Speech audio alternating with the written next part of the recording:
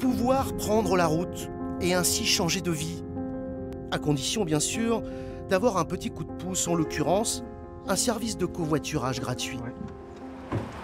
Salut Aurélia. Salut. Tu vas bien? Ça va et toi? Ça va. Chaque matin, ce véhicule associatif emprunte le même itinéraire. C'est bon?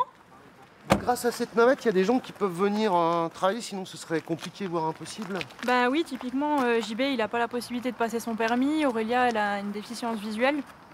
Donc même si elle habite très proche du lieu de travail, c'est un trajet qu'elle ne peut pas faire toute seule. Donc c'est pour ça qu'on l'accompagne. Nous sommes à Anteuil, un village qui se trouve au cœur du département du Doubs. Dans cet ancien bâtiment industriel, à l'allure encore un peu austère, on accueille maintenant des entreprises pas tout à fait comme les autres. On y développe surtout un projet économique inédit où Aurélia a pu trouver sa place. La jeune femme est atteinte d'une maladie rare qui provoque notamment un handicap visuel, et pourtant c'est bien devant cet écran qu'elle travaille. Bonjour monsieur, je suis Aurélia du service client AutoJM. Je vous appelle suite à votre demande de devis que vous avez effectuée sur notre site internet concernant une Peugeot 5008. C'est vraiment la première fois que j'ai un poste adapté comme ça et que c'est vraiment beaucoup plus facile pour moi parce que j'ai aucune fatigue visuelle le soir. Alors qu'avant c'était vraiment catastrophique. Je rentrais le soir, j'étais aveugle tellement ça me demandait de forcer sur la vue. Autour d'elle, il y a des chargés de satisfaction clients, le terme est important, qui travaillent pour d'autres entreprises. Il y a même ici plusieurs plateaux téléphoniques, un centre d'appel qui dénote par rapport à la concurrence. Ici, 80% des 80 collaborateurs sont en situation de handicap. On fait de la relation client, c'est-à-dire qu'on est missionné par des entreprises qui ont décidé de travailler avec nous en nous confiant une partie de leur relation client. Ce ne sont pas des vendeurs, donc? Pas du tout. Ah, non, non, non. Justement, on voulait... Toutes les activités aujourd'hui et à venir ne seront jamais des activités de vendeurs, c'est vraiment rendre service aux usagers. Et parmi ces clients, il y a le célèbre site internet Le Bon Coin. C'est donc depuis ce village du Doubs que l'on aide les internautes qui le demandent. C'est la mission de Jessica. Auparavant, elle était assistante maternelle, mais à cause de ses pathologies, elle ne pouvait plus exercer ce métier. La majorité des personnes qui travaillent ici sont atteintes de handicap, donc ou des handicaps invisibles ou visibles. Donc c'est vrai que côté construction, on est un peu détruit par tout ça, de cette maladie, de cet handicap. Et c'est vrai que c'est difficile de trouver un métier ou une entreprise qui est à l'écoute et qui est dans la bienveillance par rapport à nos pathologies. On est dans la bienveillance, on essaie de reconstruire tout le monde à sa place au niveau de l'handicap. Mais derrière, il faut qu'il y ait l'exigence pour qu'on arrive à maintenir notre travail et à satisfaire nos clients. Si cet espace de travail existe, c'est grâce à un homme, Bernard Streit, et à sa famille, grâce aussi à leur argent. Les Streit sont des entrepreneurs. Originaire du canton de Berne, la famille est installée à Anteuil depuis des décennies. L'entreprise, fondée par le père Émile qui transformait le plastique, comptait encore une vingtaine de salariés au début des années 80. Aujourd'hui, le groupe familial, baptisé Delfingen, emploie 4000 personnes dans le monde. Bernard, le fils d'Émile, en a longtemps été le PDG. L'entreprise, elle naît de l'handicap de ma tante qui a eu la poliomyélite. Et j'ai un jour un ami qui m'a dit, écoute, vous êtes particulier, les Streit, parce que vous avez la force de transformer les pépins en pépites.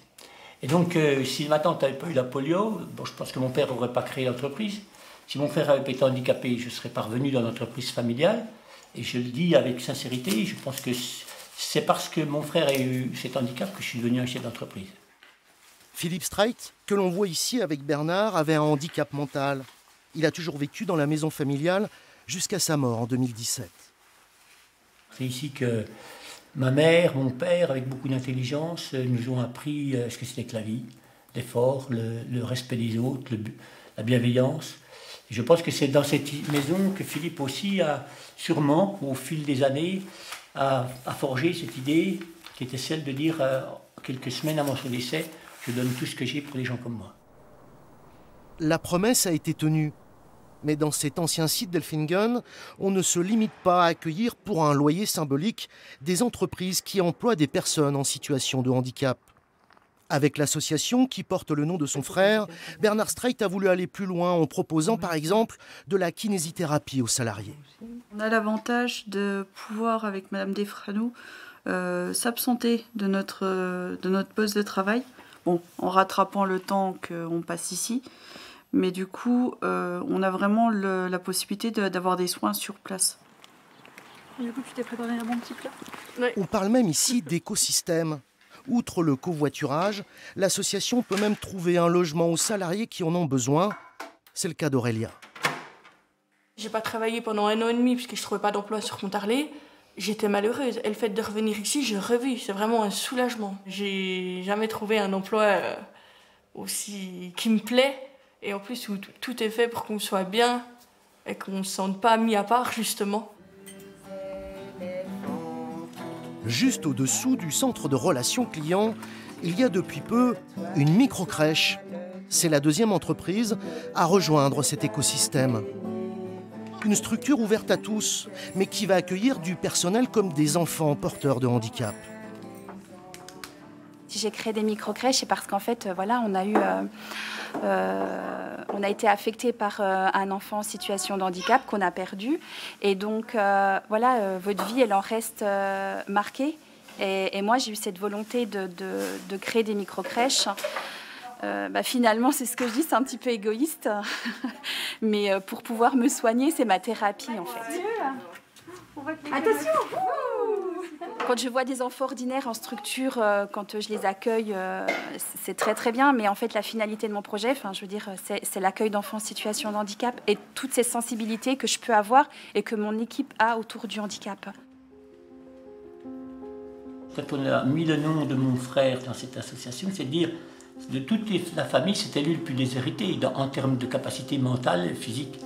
Et peut-être que demain, il n'y aura plus que son nom qui restera. Peu à peu, l'ancien entrepôt se transforme. Un centre médico-sportif et un restaurant verront bientôt le jour. Bernard Streit s'est fixé un objectif, créer 150 emplois de plus en 2 ans dans cette commune rurale.